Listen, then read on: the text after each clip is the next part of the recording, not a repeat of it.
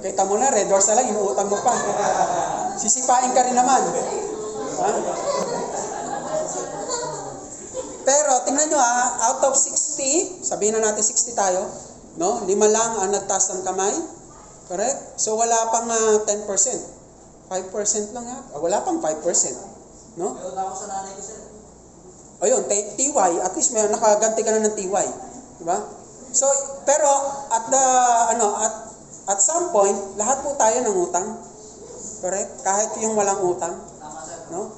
Pero sana mas ma-achieve natin yung wala na talagang utang. Pero tandaan niyo po, there are two kinds of debt.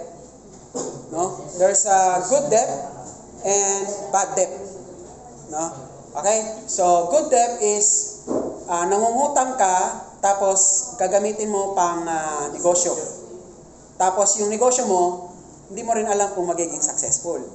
Pero kapag naging successful at kumita yan, ipambabayad mo yung kinita sa inutang mo na mas malaki ang kapalit kaysa sa inutang mo. Mas malaki ang interest kaysa sa interest ng utang mo. Which is good. Pero kapag mali, ang diskarte, medyo kamot ulo tayo. Kasi lalaki na yung utang mo, lalaki yung utang mo dahil sa negosyo, lumalaki pa lalo yung interest kapag hindi ka nakabayad. Okay? So yun yung good debt.